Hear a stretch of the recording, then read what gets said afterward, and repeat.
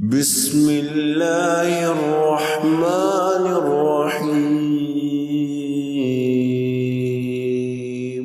نحمده ونصلي على رسوله الكريم اعوذ بالله من الشيطان الرجيم بسم الله الرحمن الرحيم رب اشرح لي صدري ويسر لي امري واحلل عقدة من لساني يفقهوا قولي۔ اپنے پچھلے سیشنز میں ہم نے دل کے سخت ہو جانے کے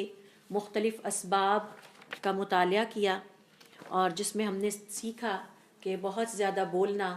بہت زیادہ کھانا، ضرورت سے زیادہ سونا، یہ وہ اسباب ہیں جو دل کو سخت کر دیتے ہیں۔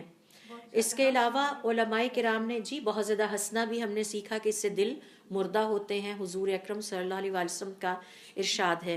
اس کے علاوہ بھی علماء کرام نے بیان کیے ہیں، مثال کے طور پر دین اور ایمان کی محفلوں سے دور رہنا۔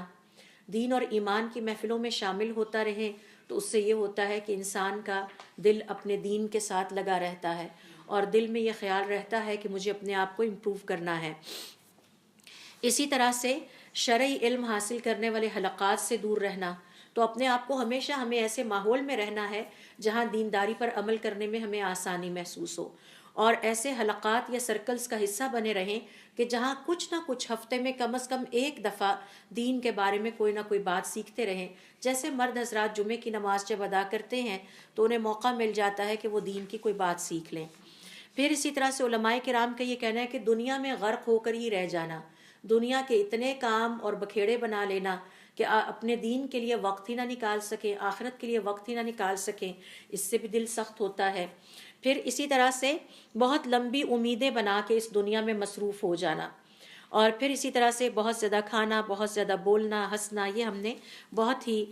تفصیل سے یہ ساری باتیں سیکھی ہیں۔ تو آج کے سیشن میں ہم سیکھیں گے کہ یہ جو دل سخت ہو جاتا ہے تو پھر اس کے علاج کے لیے ہم کیا کریں، کیسے ہم اس کا علاج کریں۔ تو اس حوالے سے ابن القیم رحمۃ اللہ علیہ اور دیگر علماء نے بہت تفصیل کے ساتھ اپنی کتابوں میں اس پہ بحث کی ہے، اور ابن القیم رحمۃ اللہ علیہ فرماتے ہیں کہ یہ بات یاد رکھیے کہ دل بھی اسی طرح سے بیمار ہوتا ہے جس طرح انسان کا جسم بیمار ہوتا ہے، تو دل پہ بھی اسی طرح بیماری آتی ہے، اور دل کی شفا توبہ میں ہے۔ اگر ہم چاہتے ہیں کہ ہمارا دل ٹھیک ہو جائے، اور ان بیماریوں میں جو وہ پڑ چکا ہے کہ اس پہ نہ دین کی بات کا اثر ہوتا ہے، نہ قرآن کریم کی تلاوت میں دل لگتا ہے، نہ اللہ تعالیٰ کی اطاعت گزاری کو دل چاہتا ہے، تو اس کی شفا اگر چاہتے ہیں تو وہ توبہ میں ہے۔ اور دل کو بھی اسی طرح سے زنگ لگ جاتا ہے جس طرح سے لوہے کو زنگ لگ جاتا ہے، اور اس کا زنگ اللہ رب العزت کے ذکر سے دور ہوتا ہے۔ اچھا، ذکر کا یہاں بہت ہی چھوٹا سا مفہوم نہ لیا جائے کہ شاید بیٹھ کے تسبیح چلانے کو شاید صرف ذکر کہتے ہیں۔ ذکر کی سب سے اعلیٰ ترین شکل ہے نمازوں کی ادائیگی، فرض نمازوں کی ادائیگی، اور اس کے بعد نوافل نمازوں کی ادائیگی، یہ اللہ کا ذکر ہے، اللہ تعالیٰ کو یاد کرنا ہے۔ اس کے بعد اللہ تعالیٰ سے دعا کرنا ہے، قرآن کریم کی تلاوت کرنا ہے، صبح و شام کے مسنون اذکار کا اہتمام کرنا ہے، دن میں چلتے پھرتے کام کرتے ہوئے مختلف موقعوں پر مسنون دعائیں جو ہم پڑھتے ہیں، گھر سے نکلتے ہوئے، گھر میں داخل ہوتے ہوئے، بچوں کو رخصت کرتے ہوئے، استودعکم اللہ دینکم و امانتکم و خواتیم اعمالکم، جس سے نہ صرف بچوں کی، گھر والوں کی حفاظت ہوتی ہے بلکہ ان کے دین ایمان کی بھی حفاظت ہوتی ہے۔ تو یہ سارے جو اذکار ہیں یہ بھی ذکر میں آتے ہیں۔ آپ مرر کے سامنے کھڑے ہوئے تو مرر کو دیکھنے کی آپ نے دعا پڑھی، آپ نے لباس تبدیل کرنا تھا، نیا لباس پہن کے کسی جگہ گئے ہیں، دل خوش ہوا، آپ نے پھر دعا پڑھی۔ پھر اسی طرح سے بچے کا لباس تبدیل کرنا ہے تو بسم اللہ اللہ اکبر کہہ کے آپ نے لباس تبدیل کیا۔ تو یہ سب ذکر کی شکلیں ہیں۔ حتیٰ کہ ذکر کی ایک شکل یہ ہے کہ آپ کو غیبت کا خیال آیا، لیکن خیال آتے ہی یاد آیا کہ اللہ کو یہ پسند نہیں، آپ نے اپنی زبان کو وہیں روک لیا اور اللہ کی خاطر غیبت میں اپنے آپ کو انڈلج نہیں کیا، تو یہ بھی اللہ رب العزت کا ذکر ہے۔ تو اللہ رب العزت کا جو ذکر ہے اس سے دل چمک اٹھتے ہیں، صاف ستھرے ہو جاتے ہیں، دلوں کی بیماریاں دور ہوتی ہیں، اور دلوں کی بیماریوں میں سے ایک دل کا سخت ہو جانا ہے۔ اسی طرح سے جس طرح جسم کی لباس زینت ہے، اسی طرح سے دل کی زینت تقویٰ ہے۔ جتنی اللہ تعالیٰ کی فرما برداری زیادہ ہوگی اتنا دل ریسیپٹیو ہوگا اللہ رب العزت کی طرف سے حکمت اور ہدایت کو ریسیو کرنے کے لیے۔ اور دل کو بھی اسی طرح سے بھوک لگتی ہے جیسے انسانی جسم بھوک محسوس کرتا ہے، اور دل کو بھی اسی طرح سے پیاس لگتی ہے، تڑپ ہوتی ہے نا، کبھی آپ نے محسوس کیا آپ کی اپنے پیاروں کے لیے تڑپ ہوتی ہے، آپ کی اپنے وطن کے لیے محبت ہوتی ہے، آپ کہتے ہیں میں اپنے وطن پہنچی تو میں سجدے میں گر گئی، تو یہ تڑپ کہاں سے آتی ہے؟ یہ انسانی دل میں پائی جاتی ہے۔ تو ابن القیم الجوزیہ رحمۃ اللہ علیہ فرماتے ہیں کہ جس طرح بدن کو بھوک لگتی ہے، انسانی جسم بھوک محسوس کرتا ہے، اسی طرح سے انسان کا دل بھی بھوک محسوس کرتا ہے، اور جس طرح انسان کا جسم پیاس محسوس کرتا ہے، اسی طرح سے انسان کا دل بھی پیاس کو محسوس کرتا ہے۔ تو یہ جو کھانا اور پینا ہے، اس کی مثال کیا ہے دل کے لیے؟ اللہ رب العزت کی معرفت، اللہ رب العزت کے بارے میں علم حاصل کرنا، اللہ رب العزت کو پہچاننا، اور اللہ رب العزت پر توکل کرنا، اللہ تعالیٰ کے اوپر اپنے تمام امور کو چھوڑ دینا، اور اللہ رب العزت کی خدمت میں اور اللہ تعالیٰ کی سروس پہ، یا آپ کہہ سکتے ہیں اللہ تعالیٰ کے کاموں میں لگ جانا، یعنی وہ کام کرنا جو اللہ تعالیٰ کو پسند ہے۔ مثال کے طور پر جیسے ابھی ہم نے سیکھا کہ ذکر کی ایک شکل یہ ہے کہ اگر کسی انسان کے دل میں غیبت کا خیال آتا ہے اور وہ اپنی زبان کو غیبت سے محفوظ رکھتا ہے تو یہ اللہ رب العزت کا ذکر ہے۔ اب اس کے لیے علماء کرام نے دلوں کی سختی دور کرنے کے لیے کچھ وسائل کا بھی ذکر کیا ہے۔ ان میں سے پہلا ہے مثال کے طور پر دعا، جیسا کہ ہم نے سیکھا کہ حضور اکرم صلی اللہ علیہ وسلم یہ دعا کثرت کے ساتھ کیا کرتے تھے، یا مقلب القلوب ثبت قلبی علی دینک، اے دلوں کو پھیرنے والے ہمارے دل کو اپنے دین پر ثابت قدم کر دے۔ پھر اسی طرح سے دیکھیے سورۃ البقرہ کی آیت نمبر 186 میں اللہ رب العزت فرماتے ہیں وَإِذَا سَأَلَكَ عِبَادِي عَنِّي، اگر آپ سے میرے بندے سوال کریں فَإِنِّي قَرِيبٌ، تو انہیں بتائیے میں ان کے بہت قریب ہوں، اُجِيبُ دَعْوَةَ الدَّاعِ، میں ہر پکارنے والے کی پکار یعنی دعا کا جواب دیتا ہوں، اِذَا دَعَانِي، جب وہ مجھے پکارتا ہے، فَلْيَسْتَجِيبُوا لِي، تو ان سب کو چاہیے کہ یہ میری بات کو سنیں، وَلْيُؤْمِنُوا بِي، اور یہ مجھ پر ایمان لے آئیں، لعلہم یرشدون، تاکہ یہ ہدایت پا جائیں۔ ابن القیم رحمۃ اللہ علیہ کہتے ہیں کہ حضرت عمر ابن الخطاب رضی اللہ تعالیٰ عنہ فرمایا کرتے تھے مجھے اس بات کی پریشانی نہیں ہے، مجھے اس بات کی کوئی پریشانی نہیں ہے کہ میری دعا قبول ہوتی ہے یا نہیں ہوتی، کیونکہ دعا کی قبولیت کا ذمہ اللہ کا ہے۔ اللہ تعالیٰ نے فرمایا ہے مجھے پکارو میں تمہارے بہت قریب ہوں، تو مجھے یہ بات پریشان نہیں کرتی۔ آج کے مسلمان کو یہ بات پریشان کرتی ہے کہ پتہ نہیں میری دعا قبول بھی ہوئی ہے کہ نہیں، اور یہ اللہ رب العزت سے بدگمانی کے مترادف ہے۔ تو حضرت عمر رضی اللہ تعالیٰ عنہ فرمایا کرتے تھے کہ مجھے اس بات کی کوئی پریشانی نہیں ہوتی کہ کیا جو ہے وہ میری دعا قبول ہوگی کہ نہیں، یہ بات مجھے پریشان کرتی ہے کہ میں نے دعا مانگی یا نہیں مانگی۔ ہمارا کام ہے ہم دعا کریں، ہر چیز کے لیے دعا کریں۔ تو دل کی حفاظت کے حوالے سے آج ہمارا آخری سیشن ہے کہ دل کی سختی کو دور کرنے کے کون سے طریقے ہیں اور اس کا کیا علاج ہے، اس حوالے سے ہماری آج کی یہ گفتگو چل رہی ہے۔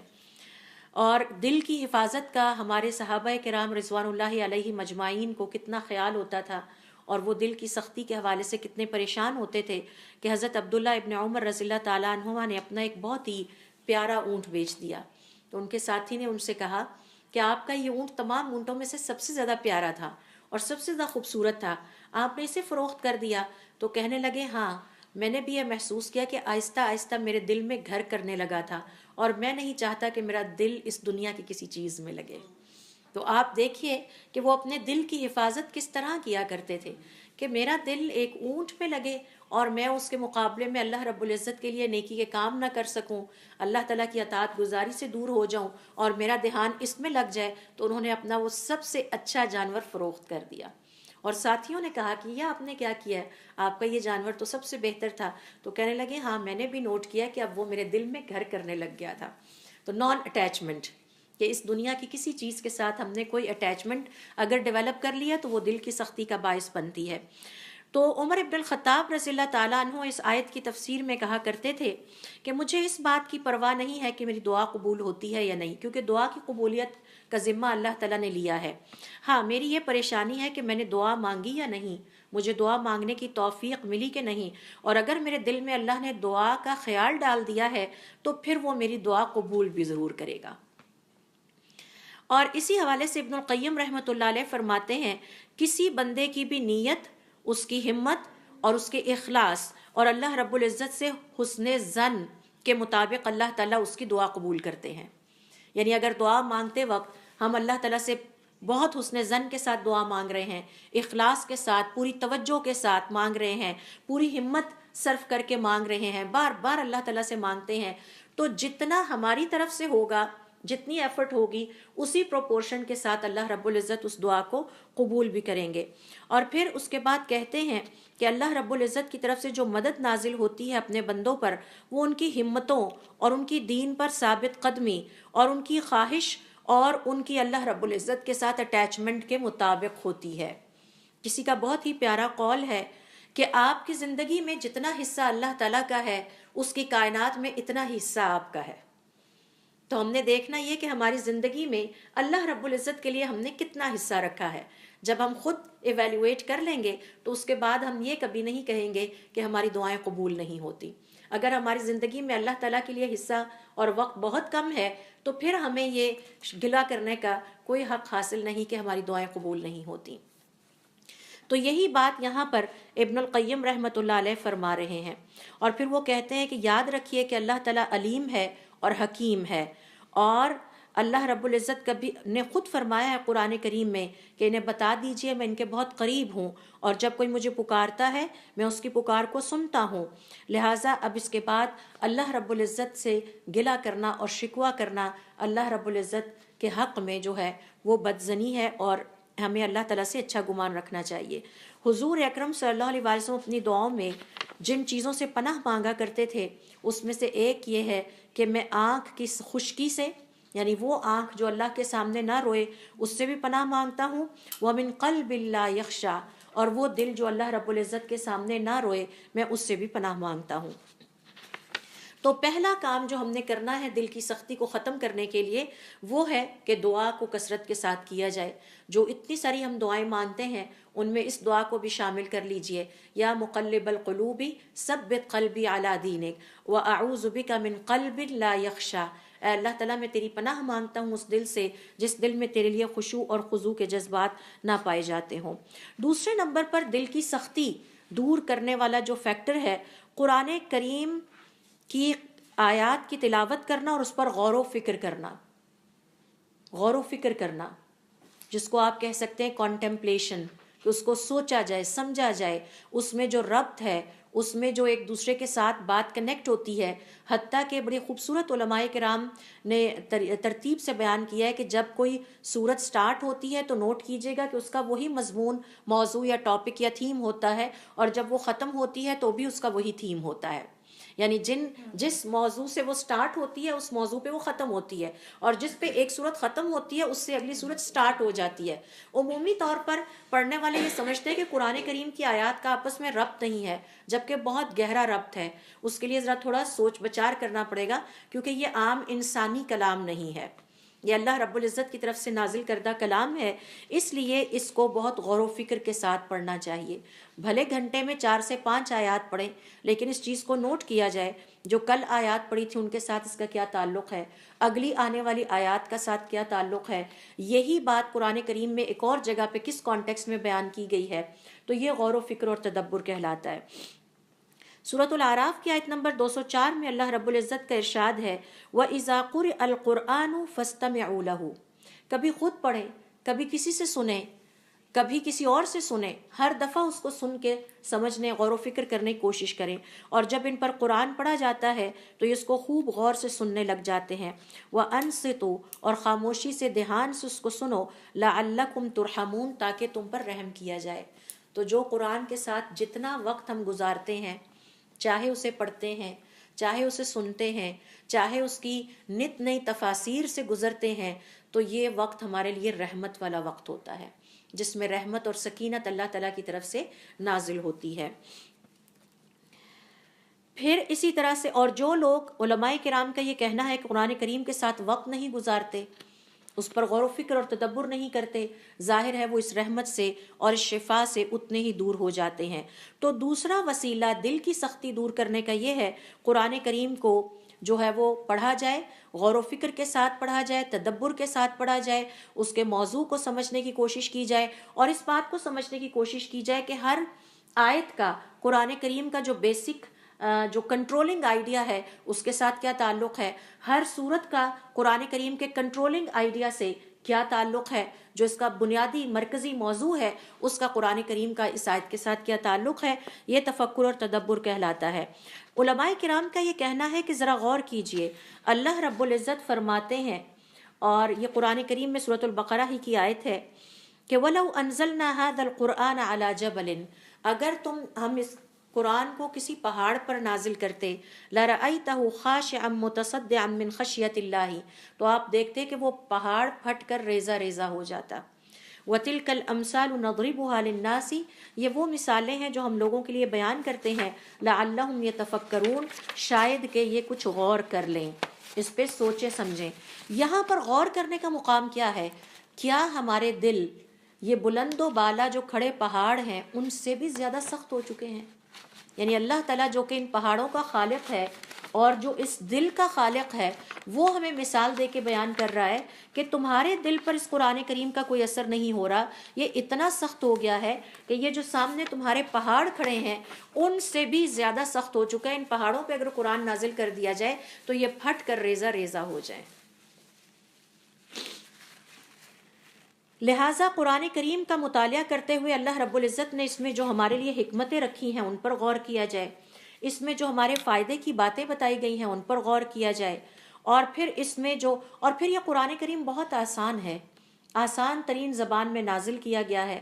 اور اس کی تلاوت کے لیے بدن پر کوئی بڑی مشقت، بھاری مشقت کی بھی ضرورت نہیں ہے۔ میکسیمم یہ ہے کہ اگر آپ نے مصحف لے کے پڑھنا ہے تو آپ نے وضو کرنا ہے، یہ کوئی بہت بھاری کام نہیں ہے جس میں ہم کہیں کہ وزن اتنا اٹھانا پڑتا ہے یا گھنٹوں کی مشقت ہے، بلکہ اللہ تعالیٰ نے اس عبادت کو بڑا آسان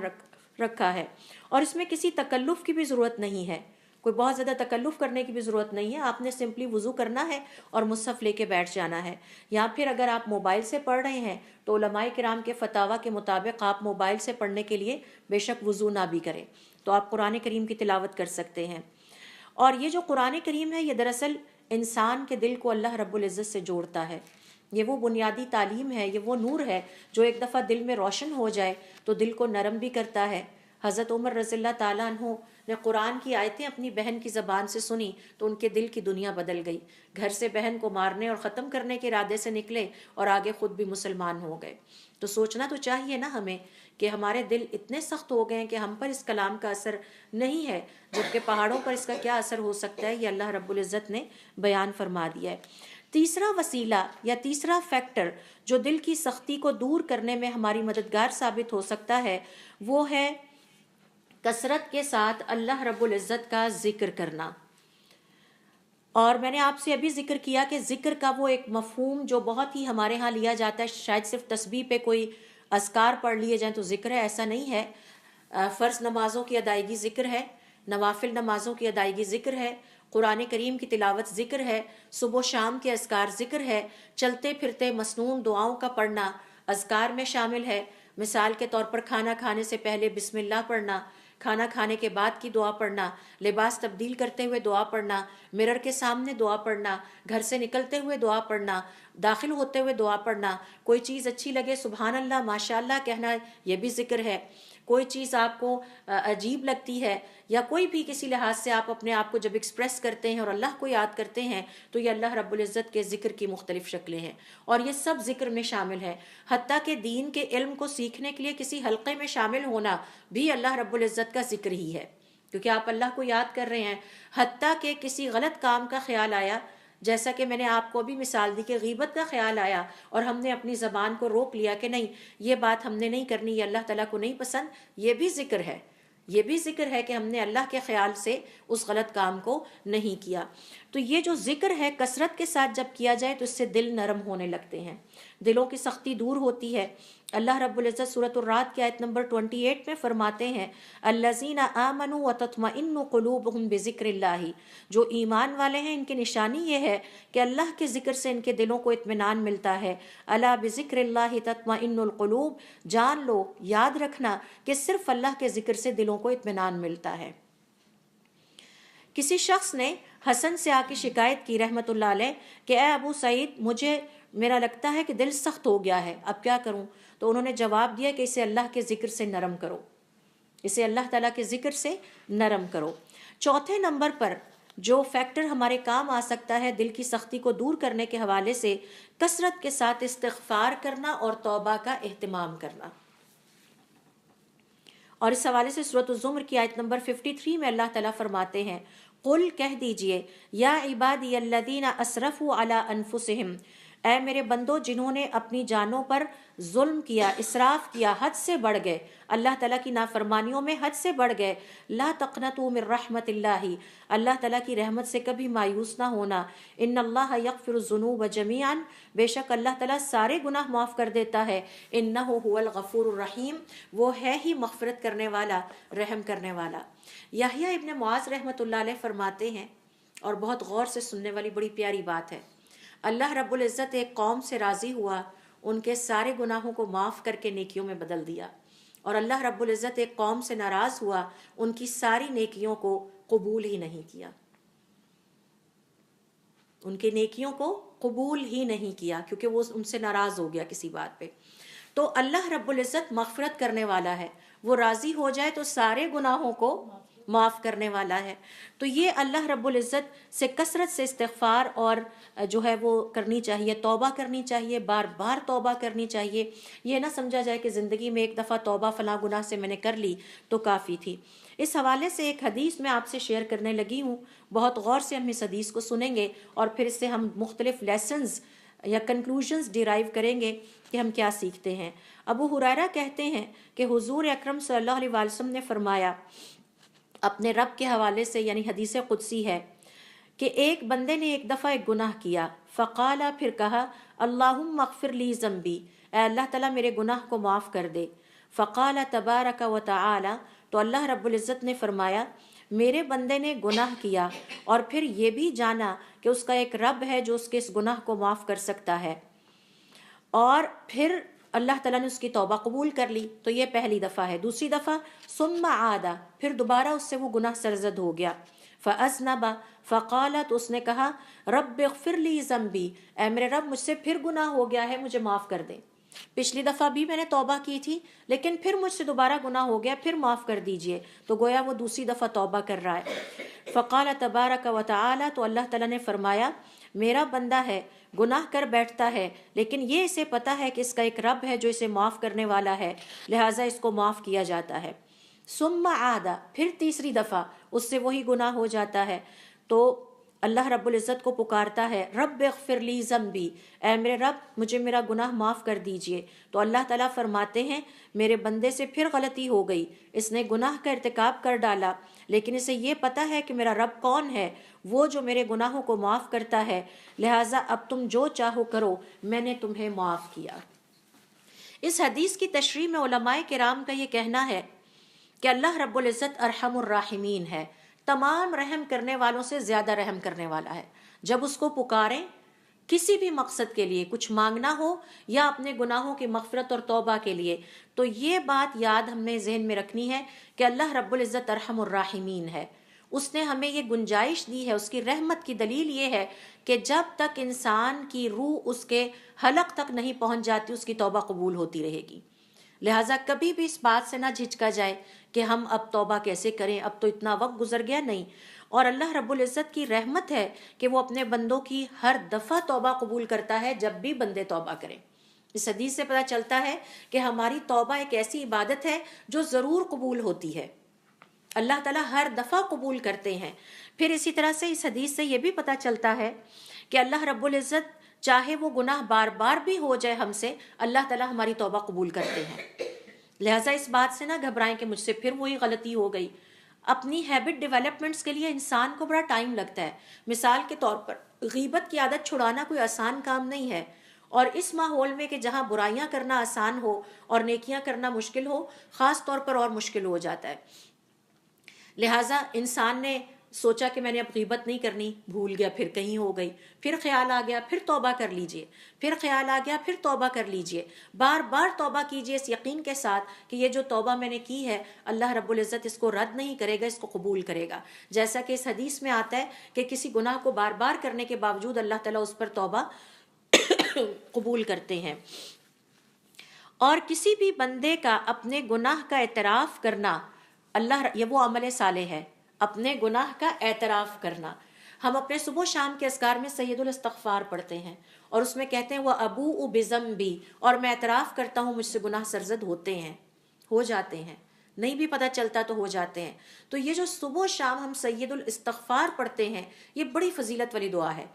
اور اس میں ہم اعتراف کرتے ہیں کہ اللہ تعالیٰ میں گناہوں کا پتلا ہوں، میرے سے خطا ہوتی ہے، مجھے معاف کر دیجئے۔ صبح ہوتی ہے تو دعا کرتے ہیں، شام ہوتی ہے تو دعا کرتے ہیں۔ تو اپنی غلطی کا اعتراف کر لینا یہ وہ عمل صالح ہے جو اللہ تعالیٰ کو بہت پسند ہے۔ شیطان میں اور آدم میں فرق ہی یہاں سے پیدا ہوا تھا کہ شیطان نے اپنی غلطی کا اعتراف کرنے کی بجائے اپنی غلطی پر اڑا رہا اور نہیں مانا، جبکہ حضرت آدم علیہ السلام نے اپنی غلطی کا اعتراف کیا۔ ربنا اننا ظلمنا انفسنا ربی انی ظلمت نفسی، اے اللہ تعالیٰ میں نے اپنے حق میں زیادتی کیا، آپ نے میرے ساتھ زیادتی نہیں کی۔ اسی طرح سے اس حدیث سے ہم یہ سیکھتے ہیں کہ یہ جو اللہ تعالیٰ اعلان کر کے فرماتے ہیں یہ میرا بندہ ہے، اس سے غلطی ہو جاتی ہے لیکن یہ جانتا ہے کہ اس کا ایک رب ہے اور وہ اسے معاف کرے گا، یہ دراصل اللہ تعالیٰ کی طرف سے فرشتوں کے سامنے فخر کا اظہار ہے۔ اللہ تعالیٰ اپنے اس بندے پر فخر کا اظہار کرتے ہیں جو کثرت سے توبہ اور استغفار کر کے بار بار اللہ تعالیٰ کی طرف رجوع کرتا ہے اور بار بار پلٹتا ہے۔ پھر اس حدیث سے ہمیں پتہ چلتا ہے کہ 3 دفعہ اس شخص سے گناہ ہوا، ہر دفعہ اس نے توبہ کی، اور آخری دفعہ اللہ تعالیٰ نے فرمایا اب جب بھی کبھی اس سے کوئی غلطی ہو گئی میں اس کو معاف کرتا ہوں، کیونکہ اسے پتہ ہے کہ مجھ سے غلطی ہوئی ہے، میں نے اللہ سے معافی مانگنی ہے، مجھ سے غلطی ہوئی ہے، میں نے توبہ کرنی ہے، اب جب بھی یہ غلطی کرے گا اس کی توبہ قبول ہے۔ اب علماء کرام کا یہ کہنا ہے کہ کیا اس کا یہ مطلب ہے کہ یہ بات اللہ تعالیٰ نے صرف اس شخص کے حق میں کہی؟ تو ان کا کہنا ہے نہیں، یہ مثال کے طور پر ہمارے لیے بیان کی گئی ہے، جو بار بار اپنے رب کی طرف توبہ کر کے پلٹتا ہے اللہ رب العزت اس کو اسی اعزاز سے نوازیں گے۔ پھر اس سے یہ بھی پتہ چلتا ہے کہ صحیح اور سچی توبہ، پہلی دفعہ ہم نے ایک صحیح اور سچی توبہ کی، چند دن تک ہم اس پہ بڑے سختی کے ساتھ قائم رہے، ریلیکس ہوئے، پھر وہی غلطی ہو گئی، تو جو پہلی دفعہ صحیح اور سچی توبہ کی تھی وہ اپنی جگہ ہے، دوسری دفعہ جو غلطی ہوئی ہے وہ اب پہلی صحیح اور سچی توبہ پر اثر انداز نہیں ہوگی، اب جو ہم توبہ کریں گے وہ اگلے گناہ کے لیے، اگلی غلطی کے لیے ہوگی۔ تو یہ ساری اتنی خوبصورت ایکسپلینیشن ہے اس حدیث کی کہ اس سے پتہ چلتا ہے کہ اللہ رب العزت کی ذات کتنی رحم کرنے والی ہے۔ کوتاہی ہماری طرف سے ہے کہ ہم اتنے مصروف ہیں کہ ہم توبہ کے لیے وقت نہیں نکال پاتے، استغفار کے لیے وقت نہیں نکال پاتے، اور ہمیں حضور اکرم صلی اللہ علیہ وسلم سے سیکھنا چاہیے کہ آپ صلی اللہ علیہ وسلم دن میں 100 دفعہ استغفار کیا کرتے تھے، تو جو صبح و شام کے اذکار ہیں اس میں 100 دفعہ استغفار بھی شامل ہے۔ ہمیں ان چیزوں کو پرائرٹی بیسس پہ اپنی زندگی کا حصہ بنانا چاہیے۔ لہٰذا علماء کرام کا یہ کہنا ہے کہ اس حدیث سے ہمیں ایک اور بات یہ پتہ چلتی ہے کہ شرعی علم کا حصول کتنا ضروری ہے۔ دین کا علم ہمارے پاس ہوگا، ہمیں اللہ رب العزت کے بارے میں پتہ ہوگا، توبہ کی اہمیت اور استغفار کی اہمیت پتہ ہوگی، تو ہمارے لیے اللہ کے قریب ہونا آسان ہو جائے گا۔ تو اللہ کے درمیان اور ہمارے درمیان فاصلوں کی ایک وجہ یہ بھی ہے کہ ہمارے دین کے علم میں کمی ہے اور ہم اس میں اضافے کی کوشش نہیں کرتے۔ تو یہ جو حدیث میں نے آپ سے شیئر کی ہے اس کے حوالے سے ابن رجب الحنبلی رحمۃ اللہ علیہ فرماتے ہیں کہ اس کا مطلب یہ ہے کہ جب بھی گناہ ہو جائے، غلطی کا ارتکاب ہو جائے، توبہ کی جائے اور استغفار کیا جائے، اور استغفار اور توبہ سے مراد یہ ہے کہ اس گناہ پہ اڑے نہ رہیں، اس کو ترک کرنے کی پوری کوشش کی جائے۔ عظیم آبادی رحمۃ اللہ علیہ فرماتے ہیں کہ اللہ رب العزت نے دلوں کو پیدا ہی اس لیے کیا ہے کہ یہ اپنے خالق کے سامنے خشوع اور خضوع اختیار کریں، اور جب یہ خشوع اور خضوع اختیار کرتے ہیں، اللہ رب العزت سے جڑ جاتے ہیں، تو اللہ تعالیٰ انہیں اپنا خاص علم عطا کرتے ہیں۔ ایک دفعہ مجھے یاد ہے کہ ایک خاتون کہتی ہے مجھے کوئی اللہ والا سے ملوا دیں۔ ہر انسان اللہ والا ہو سکتا ہے، کیوں ہم دوسروں کے محتاج بنیں؟ اور حضرت عمر ابن عبدالعزیز سے کسی نے کہا کہ مجھے کسی ایسے شخص سے ملا دیجئے جس کی دعائیں قبول ہوتی ہوں، تو انہوں نے فرمایا اللہ کی اطاعت کرو، تمہاری دعائیں قبول ہوں گی۔ There is no concept of clergyman in Islam. ہر انسان ایکولی یہ سٹیٹس گین کر سکتا ہے۔ تو جب دل نرم ہوتے ہیں، جب اللہ رب العزت کے ساتھ وقت زیادہ گزرتا ہے، قرآن کریم کی تلاوت میں غور و فکر اور تدبر پہ گزرتا ہے، تو اس کے نتیجے میں پھر اللہ تعالیٰ اپنا خاص علم اپنے بندے کو عطا کرتے ہیں، جیسے حضرت موسیٰ علیہ السلام کو فرمایا کہ اب جاؤ اور جا کے دیکھو میں نے اپنے ایک نیک بندے کو کیسا علم عطا کیا ہے، اور وہ حضرت خضر علیہ السلام کو۔ تو ایک وہ علم ہے جو وحی کے ذریعے عطا ہوتا ہے، اور ایک وہ ہے جو اللہ تعالیٰ ڈائریکٹلی پھر انسان کے دل میں ڈالتے ہیں۔ اسی طرح سے علماء کرام کا یہ کہنا ہے کہ 5ویں نمبر پر جو فیکٹر ہماری ہیلپ کر سکتا ہے دل کی سختی کو دور کرنے میں، وہ ہے موت کو کثرت سے یاد کرنا اور قبروں کی زیارت کرتے رہنا۔ سعد ابن جبیر کہتے ہیں اگر میرے دل سے موت کا ذکر نکل جائے تو مجھے ڈر لگتا ہے کہ میرا دل خراب ہو جائے گا، بگڑ جائے گا۔ تو وہ اپنے آپ کو موت کی یاد دلاتے رہتے تھے۔ سفیان الثوری جو ہیں، ان کی عادت تھی کہ وہ رات کا صرف 1/3 سو پاتے تھے اور اس کے بعد ہڑبڑا کر اٹھ بیٹھتے اور کہتے جہنم کی آگ مجھے دنیا میں سکون سے سونے بھی نہیں دیتی، سکون نہیں آتا، اتنی فکر ہوتی تھی جہنم کی آگ کی اور موت کی اور ان چیزوں کی۔ امام مناوی رحمۃ اللہ علیہ فرماتے ہیں سب سے زیادہ دل کی سختی دور کرنے میں جو نیک عمل مددگار ہے وہ قبروں کی زیارت ہے۔ اور ذرا قبر میں چلے جانے والوں کے حالات پر غور کیجئے اور پھر بیٹھ کر سوچئے، اپنے اوپر یہ احوال طاری کیجئے کہ جب ہمیں قبر میں اتارا جا رہا ہوگا اور ہم بول بھی نہیں سکتے ہوں گے تو ہماری قبر کے کیا مناظر ہوں گے، ہمارے پاس کیا نیک عمل ہے جو وہاں پیش کیے جا سکتے ہیں، اور کون سے ایسے عمل ہیں کہ جن کا ہم ذکر بھی نہیں کرنا چاہتے، کیا ہم نے توبہ کی کہ نہیں کی۔ اس کے نتیجے میں انسان کا دل دنیا میں نہیں لگتا، پھر وہ اپنی آخرت کی تیاری پر لگ جاتا ہے۔ اسی طرح سے علماء کرام کا یہ کہنا ہے کہ ذرا یہ بھی دیکھیے کہ جو لوگ نزع کی حالت میں ہوتے ہیں ان کے پاس وقت گزاریں، دل نرم ہوگا۔ جب کسی پر موت کے لمحات طاری ہوتے انسان دیکھتا ہے تو اس سے بھی دل نرم ہوتے ہیں اور آخرت کی فکر ستانے لگتی ہے۔ اسی طرح سے مردوں کو نہلائیے، مردوں کو نہلانے سے دل نرم ہوتے ہیں۔ جنازے کی نماز میں شرکت کیجیے، اس سے دل نرم ہوتے ہیں اور انسان کو خیال آتا ہے کہ یہ وقت میرے اوپر بھی آنا ہے، اور ان سب میں انسانوں کے لیے بڑی نصیحت رکھی گئی ہے۔ اس حوالے سے چھٹا فیکٹر جو ہمارا ہیلپ ہمیں کر سکتا ہے دل کی سختی کے حوالے سے، وہ ہے کہ نیک افراد کی صحبت اختیار کرنا، نیک افراد کے ساتھ بیٹھنا اٹھنا، اور نیک افراد کی جو تاریخ میں گزر چکے ہیں ان کی سیرت کا مطالعہ کیا جائے۔ اس سے بھی انسان کے دل میں شوق پیدا ہوتا ہے۔ ایک تو یہ ہے کہ جو زندہ ہیں ہمارے ارد گرد ہیں، جو اللہ رب العزت کی محبت اپنے دل میں رکھتے ہیں، ان کی محفلوں میں بیٹھا جائے، ان کی محفلوں میں شریک ہوا جائے۔ اس کے علاوہ یہ ہے کہ جو اللہ کے نیک بندے گزر گئے ہیں ان کی سیرت کا مطالعہ کیا جائے، جس میں مختلف انبیاء کرام ہیں، حضور اکرم صلی اللہ علیہ وسلم ہیں، ہمارے خلفائے راشدین ہیں، صحابہ کرام رضوان اللہ علیہم اجمعین ہیں، تابعین ہیں، تبع تابعین ہیں، ان کی کتابیں پڑھی جائیں، ان کی سیرتوں کا مطالعہ کیا جائے کہ وہ کس نہج پہ اپنی زندگی گزار کے گئے اور اپنے رب کو راضی کرنے کے کیا کیا طریقے وہ اپنی زندگیوں میں اختیار کرتے تھے۔ تو یہ جو نیک لوگوں کے ساتھ اٹھنا بیٹھنا ہے، ان کی محفل میں رہنا ہے، ان کی زندگی پڑھنا ہے، سیرتوں کا مطالعہ کرنا ہے، ان کی کتابیں پڑھنا ہے، اس حوالے سے سورۃ الکہف کی آیت نمبر 25 میں اللہ رب العزت نے دلوں کو نرم کرنے کے لیے ہمیں یہی نصیحت کی ہے، وَاصْبِرْ نَفْسَكَ مَعَ الَّذِينَ يَدْعُونَ رَبَّهُمْ بِالْغَدَاةِ وَالْعَشِيِّ، اور اپنے آپ کو ان لوگوں کے ساتھ صبر کے ساتھ روک لیجئے، ان کی محفلوں میں، ان کی کمپنی میں شامل ہو جائے جو صبح اور شام اپنے رب کو پکارتے ہیں۔ وَلَا تُطِعْ مَنْ أَغْفَلْنَا قَلْبَهُ عَنْ ذِكْرِنَا، ان لوگوں کے ساتھ نہ اٹھے بیٹھے جو ہمارے ذکر سے جن کے دل غافل ہو چکے ہیں۔ ظاہر ہے جو خود غفلت میں مبتلا ہیں وہ ہمیں بھی غفلت میں مبتلا کریں گے، اور جو خود اللہ والے ہیں، دین سے محبت رکھنے والے ہیں، ان کے ساتھ اٹھنے بیٹھنے سے ہمارے اندر بھی دین کی محبت پیدا ہوگی۔ اس حوالے سے علماء کرام کا یہ کہنا ہے کہ صالحین کی صحبت اختیار کرنا، ان کی کمپنی میں وقت گزارنا، یہ سب خیر ہوتا ہے۔ یہ ہمیں اللہ کی یاد دلاتے ہیں، امر بالمعروف یعنی نیکی کی یاد دہانی ہوتی رہتی ہے، اور برائیوں سے روکنے والے ہوتے ہیں۔ جن کے پاس علم نہیں ہے ان کو ان سے علم حاصل ہوتا ہے، اور ان کی محفلوں میں بیٹھنا گناہوں کی بخشش کا ذریعہ بنتا ہے۔ جیسا کہ ابو ہریرہ رضی اللہ تعالیٰ عنہ کی حدیث میں ہے کہ آپ صلی اللہ علیہ وسلم نے فرمایا، بے شک اللہ رب العزت کے کچھ فرشتے چلتے پھرتے رہتے ہیں اور وہ زمین میں گھوم پھر کر ایسی مجلسوں کی تلاش میں رہتے ہیں جہاں اللہ تعالیٰ کا ذکر ہو رہا ہو،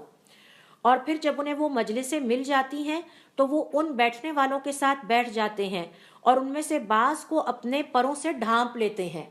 یعنی وہ فرشتے اپنے پروں سے اس مجلس میں شامل لوگوں کو تلاش کرنے کے بعد ڈھانپ لیتے ہیں، اور یہاں وہ اتنی زیادہ تعداد میں ہوتے ہیں کہ دنیا کے آسمان اور زمین کے درمیان کی جگہ پر ہو جاتی ہے، بھر جاتی ہے۔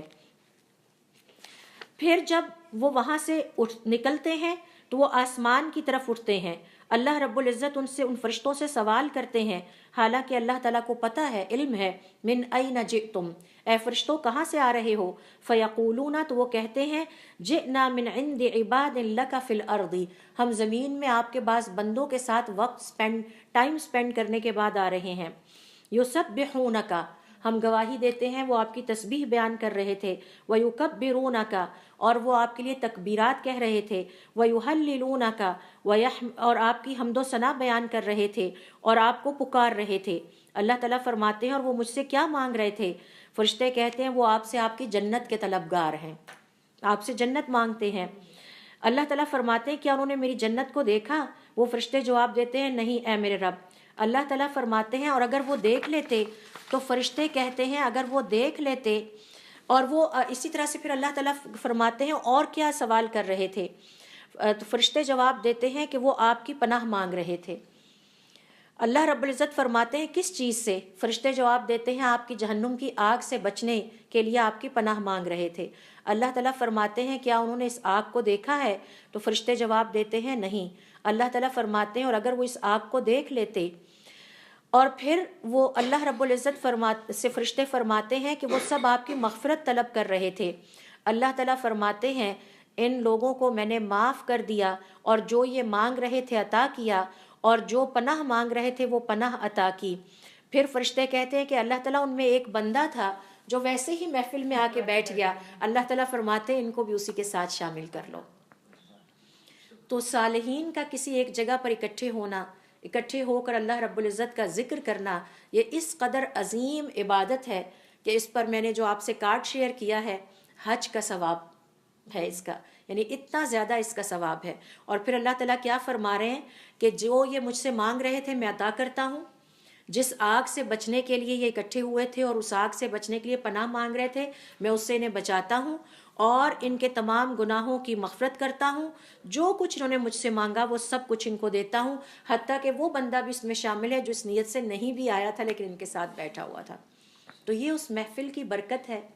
اس کمپنی کی برکت ہے جس میں لوگ اکٹھے ہو کر بیٹھ کے دین کا علم حاصل کرتے ہیں. علماء کرام ابن الجوزی رحمۃ اللہ علیہ، ابن القیم رحمۃ اللہ علیہ اور دیگر علماء کرام کا یہ کہنا ہے کہ اس حدیث سے ہم یہ بھی کنکلوژن ڈرائیو کرتے ہیں کہ وہ اللہ رب العزت کا نیک بندہ جو ہمیشہ یا عمومی طور پر انڈیویجولی اللہ تعالیٰ کی عبادت اور اطاعت گزاری کرتا ہے، اسے چاہیے کہ کبھی کبھار کم از کم ہفتے میں ایک دفعہ ایسی محفل میں ضرور شامل ہو تاکہ اپنے آپ کو اس ثواب سے محروم نہ کرے. تو اکیلے بیٹھ کے محفل عبادت کرنا اس سے زیادہ بہتر ہے کہ ساروں کے ساتھ مل کر بیٹھا جائے، اور تاکہ اس پیٹرن آف جسے کہتے ہیں نا ثواب سے بھی مستفید ہو سکیں. خلوت میں عبادت کرنا اپنی جگہ ہے، اور ہم اس سے پہلے ایک سیشن میں سیکھ آئے ہیں کہ اللہ تعالیٰ کو وہ مسلمان بہت پسند ہے جو مل جل کر ملنے جلنے والا ہے، رائٹ. اور یہاں پر ابن الجوزی رحمۃ اللہ علیہ، ابن القیم رحمۃ اللہ علیہ اور دیگر علماء کا یہ کہنا ہے کہ یہ نہ کریں کہ ہمیشہ ہی اکیلے بیٹھ کر اللہ تعالیٰ کی عبادت میں لگے رہیں، بلکہ کم از کم ہفتے میں کم از کم ایک دفعہ صالحین کی محفل میں جا کے ان تمام ثواب کو حاصل کرنے کی کوشش ضرور کریں. 7ویں نمبر پر جو فیکٹر علماء کرام نے بیان کیا ہے دل کی سختی دور کرنے کے لیے، کمزوروں کی مدد کی جائے. بہت سارے انداز سے کمزور ہیں، کچھ مالی طور پر کمزور ہیں، کچھ جسمانی طور پر کمزور ہیں، کچھ عقل کے لحاظ سے کمزور ہیں، کچھ شعور کے لحاظ سے کمزور ہیں. تو اللہ رب العزت سورۃ القصص کی آیت نمبر 77 میں فرماتے ہیں، یعنی چاہتے ہیں دل نرم ہو تو اپنے ارد گرد دیکھیں، جہاں کہیں کوئی کمزور مسلمان نظر آئے اس کی مدد کیجیے. کسی کو آپ کے سہارے کی ضرورت ہے، کسی کو آپ کے علم کی ضرورت ہے، کسی کو آپ کے مال کی ضرورت ہے،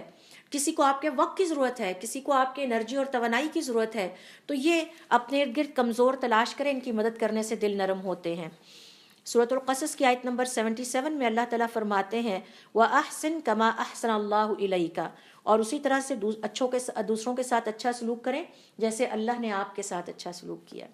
بس یہ خیال انسان کے دل میں ہونا چاہیے کہ اللہ نے میرے ساتھ اچھا سلوک کیا، میں نے اللہ کی مخلوق کے ساتھ اچھا سلوک کرنا ہے. ابو ہریرہ رضی اللہ تعالیٰ عنہ کہتے ہیں کہ ایک شخص نے شکایت کی حضور اکرم صلی اللہ علیہ وسلم سے کہ میرا دل سخت ہو گیا ہے. آپ نے فرمایا کہ اگر تم چاہتے ہو تمہارا دل نرم ہو فَأَطْعِمِ الْمِسْكِينَ، تو محتاج کو کھانا کھلاؤ، وَامْسَحْ بِرَأْسِ الْيَتِيمِ، اور یتیم کے سر پہ ہاتھ پھیرا کرو. اب یہ دونوں کمزور ہیں، معاشرے کے وہ افراد جو کمزور ہیں، ان میں یتیم شامل ہیں، ان میں مساکین شامل ہیں، ان میں خواتین بھی شامل ہیں. معاشرے کا ایک کمزور طبقہ ہے، ان کے ساتھ اچھا سلوک کیا جائے، تو ان کی مدد کی جائے، تو یہ ایک وسیلہ ہے جس سے دل نرم ہوتا ہے. 8واں وسیلہ میں بہت مختصر انداز میں اس کو آج فائنڈ اپ کرنا چاہتی ہوں، وہ ہے بیماروں کی عیادت. بیمار کی عیادت کرنے سے مسلمان کا دل نرم پڑتا ہے. اور حضور اکرم صلی اللہ علیہ وسلم فرماتے ہیں بھوکے کو کھانا کھلاؤ اور مریض کی عیادت کیا کرو، اور جو قیدی ہیں ان کو آزاد کیا کرو. تو یہ سب مشکلات کا شکار لوگ ہیں، اور جب کسی بیمار کی عیادت کرتا ہے انسان تو اس کے دل میں اللہ تعالیٰ کے لیے شکر کے جذبات پیدا ہوتے ہیں. یہ خیال آتا ہے کہ شکر ہے کہ ابھی بھی میرے پاس وقت ہے کہ میں اللہ تعالیٰ کی عبادت کر سکتی ہوں، اللہ تعالیٰ کی اطاعت گزاری اور فرما برداری کر سکتی ہوں. اور میں یہاں زیادہ ٹائم نہیں لوں گی. ہم سب جانتے ہیں کہ بیمار کی عیادت کرنے والے کے لیے اللہ تعالیٰ کے 70,000 فرشتے دعا گو ہوتے ہیں، اور یہ معمولی اعزاز نہیں ہے ایک مسلمان کے لیے. اور جب تک وہ بیمار کی عیادت میں مصروف ہوتا ہے گویا وہ جنت کے باغات سے پھل چن رہا ہوتا ہے. اور اس حوالے سے علماء کرام کا یہ کہنا ہے کہ بیمار کی عیادت کرنے سے اللہ رب العزت کی بہت بڑی نعمت جو کہ صحت کی شکل میں ہمیں میسر ہے، اس کے لیے ہمارے دل میں جذبات پیدا ہوتے ہیں شکر گزاری کے، اور پھر انسان اللہ تعالیٰ کی اطاعت گزاری اور فرما برداری کی طرف آتا ہے. اور مالک کہتے ہیں کہ انہیں یہ روایت پہنچی ہے کہ عیسیٰ ابن مریم کہا کرتے تھے لا تکثر الکلام بغیر ذکر اللہ کے ذکر کے علاوہ زیادہ گفتگو نہ کیا کرو، فتقسو قلوبکم، تو تمہارے دل سخت ہو جائیں گے. فإن القلب القاسي بعید من اللہ، سخت دل اللہ تعالیٰ سے دور ہوتا ہے. ولکن لا تعلمون، لیکن تم علم نہیں رکھتے. ولا تنظروا فی ذنوب الناس کأنکم ارباب، اور لوگوں کے گناہوں کی طرف ایسی نظر سے نہ دیکھا کرو کہ گویا تم نے فیصلے کرنے ہیں، فلاں برا ہے اور فلاں اچھا ہے. وانظروا فی ذنوبکم کأنکم عبید، اپنے گناہوں پر اس طرح نظر ڈالا کرو کہ جیسے تم اللہ کے بندے اور غلام ہو. فإنما الناس مبتل، جب لوگوں کی طرف دیکھو اور ان کے گناہوں کا خیال آئے تو سوچو کہ یہ کسی آزمائش میں پڑے ہوئے ہیں. فرحموا اہل البلاء، لہٰذا ان پر رحم کیا کرو، ان کے لیے خیر کی دعا کیا کرو، اور اللہ رب العزت سے عافیت پر اللہ کا شکر ادا کیا کرو کہ اس نے اس آزمائش میں آپ کو نہیں ڈالا. تو یہ ہیں دل کو نرم کرنے کے لیے، دل کا زنگ دور کرنے کے لیے وہ چند سٹیپس جو کہ ہمیں اپنی زندگی میں لینے چاہیے تاکہ ہمارا دل بھی اللہ رب العزت کی معرفت اور محبت کے لیے خالی ہو جائے. اور اسے برتن کہا گیا ہے، اس کی صفائی بہت ضروری ہے. یہ آنیت القلوب، آنیت اللہ فی الارض، زمین میں اللہ تعالیٰ کے برتن ہیں، تو برتن کی صفائی کا اہتمام کیا جائے گا تو پھر اس میں کچھ ڈلے گا. یہ ہم اس سے پہلے سیکھ چکے ہیں. تو اللہ رب العزت ہمیں ہمت اور توفیق عطا فرمائے کہ ہم اپنے دین کو سیکھنے کے لیے وقت نکالیں، اور جو ہم وقت نکالتے ہیں اسے اللہ تعالیٰ ہماری آخرت کے لیے قبول فرما لے. ہمیں ان تمام اعزاز سے نوازے جو کسی بھی اچھی محفل میں شامل ہونے پر اللہ تعالیٰ نے رکھے ہیں، اور ہمارے لیے آئندہ بھی آسانیاں کرے، اور اس پیغام کو دور تک عام کرنے میں ہماری مدد کرے. سبحانک اللہم و بحمدک، اشہد ان لا الہ الا انت، استغفرک و اتوب الیک.